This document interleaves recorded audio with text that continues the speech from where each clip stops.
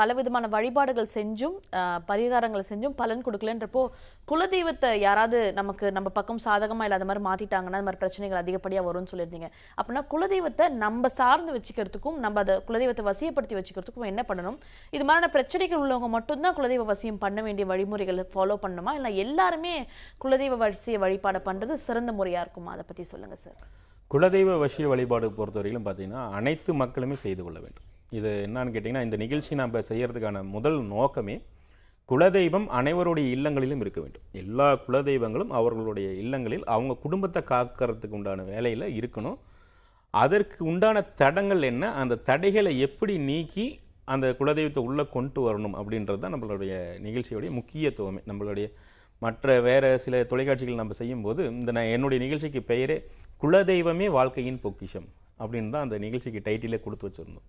குலதெய்வமே வாழ்க்கையின் பொக்கிஷம் அப்படின்றது என்னுடைய தனிப்பட்ட கருத்து மட்டுமல்ல, ஆன்மீகத்தில் இந்த தெய்வ வழிபாட்டில் போகக்கூடியவர்களுடைய பெரும்பாலானவர்களுடைய கருத்து. ஆதிசங்கரர் முதல் கொண்டு இந்த விஷயங்களை வலியுறுத்தி இருக்கிறாங்க மக்களுக்கு.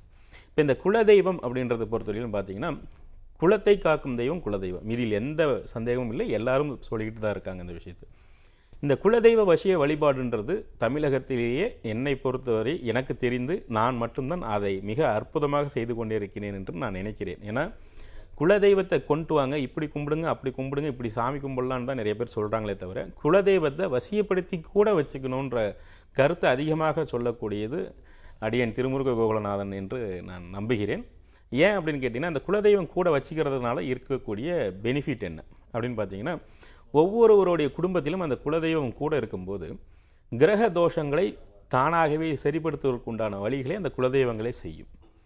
செய்வனை பாதிப்போ அல்லது இறந்தவர்களுடைய ஆன்மாக்கள் ஏதோ தோஷமோ அல்லது பிதுர் சாப குற்றமோ ஏதாவது இருந்தால், அதிகமான பாதிப்புகள் இருந்தால், செய்வனை பாதிப்பு அதிகமாக இருந்தாலோ அல்லது அதிகமான பிதுர் சாப குற்றங்கள் இருந்தாலோ அல்லது குடும்பத்தில் யாராவது எதிர்பாராது மரணம் அடைந்திருந்தாங்களோ, அந்த ஆன்மா சாந்தமாகவும் அந்த குடும்பத்தை சுற்றிக்கிட்டு இருந்தால் அந்த குடும்பத்தில் குலதெய்வத்துடைய அனுகிரகமானது குறையும். அந்த குலதெய்வங்கள் அவங்க வீட்டுக்கு வந்து அவங்க குடும்பத்துக்கு அவங்க தேவைக்கு வந்து உடனடியாக பலன் தர்றது குறையும்.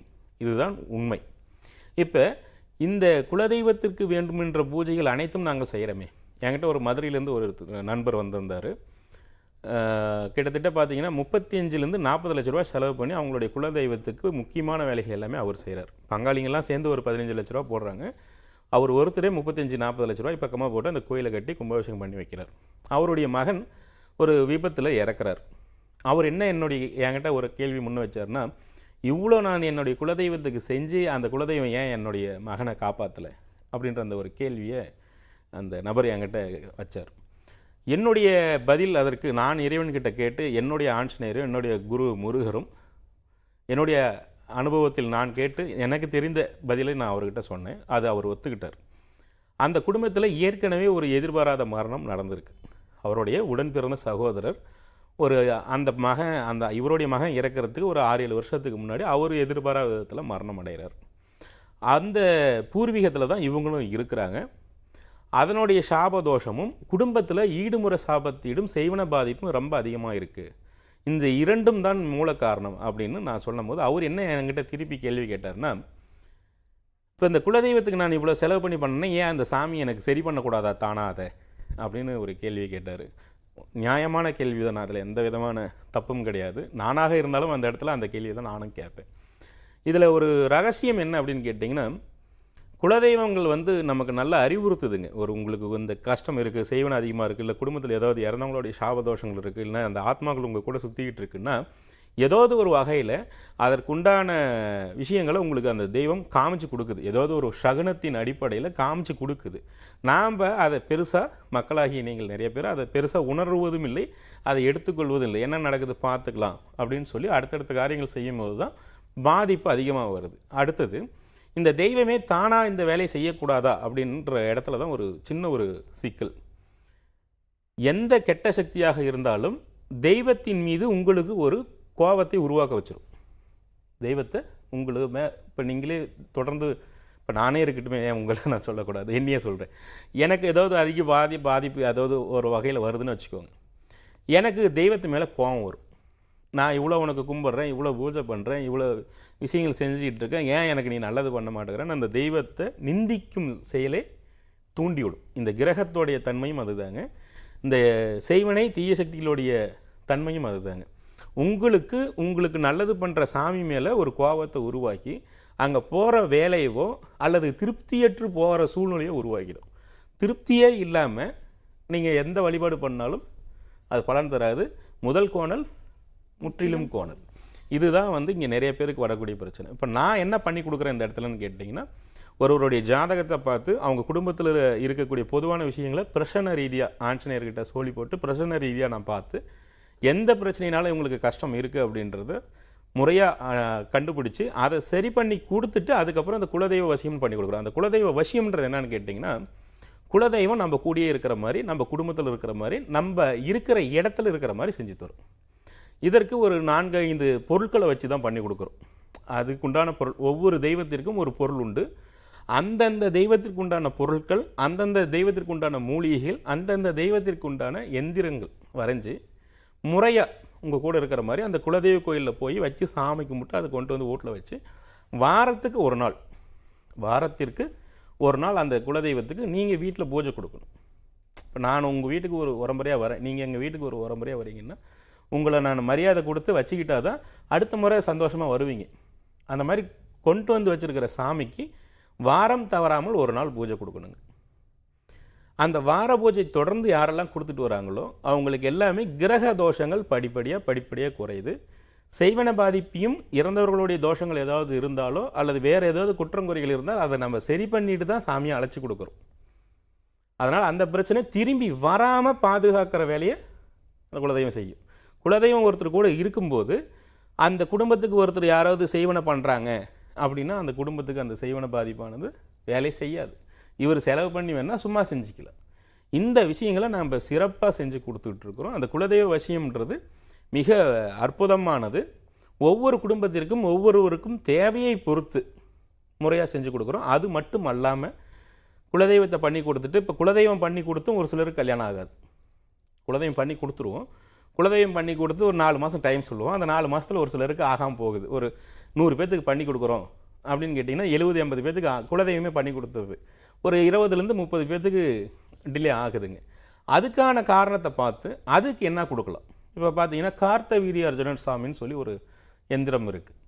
அதுக்கு ஒரு அற்புதமான ஒரு 4 மூலிகைகள் இருக்குங்க. அந்த 4 மூலிகையை வைத்து அந்த கார்த்தவீர்யார்ஜுன சக்கரம் போட்டு அதன் கூட சில வசிய எந்திரங்களை வச்சு முறையான பூஜை பண்ணி குலதெய்வத்துக்கு கூட அது இருக்கிற மாதிரி வச்சு அதை எந்திரமாக கட்டிட்டு வீட்டில் பூஜை பண்ணுற சாமி இந்த குலதெய்வம் கும்பிட்ற இடத்துலையே இன்னொரு எந்திரம் வச்சு தொடர்ச்சியாக வழிபாடு பண்ணாங்கன்னா எவ்வளோ பெரிய தடை இருந்தாலும் அந்த தடை நீங்கி அவங்களுக்கு உண்டான காரியம் நடக்குது. அது தொழிலுக்காக இருக்கட்டும், திருமண தேவைக்காக இருக்கட்டும், எந்த பாதிப்பாக இருக்கட்டும். அதே சமயம் இந்த குலதெய்வம் நாங்கள் அவசியம் பண்ணி கொடுக்குறதுல திக்கு பந்தனம்னு சொல்லி 4 பொருள் தருவோங்க.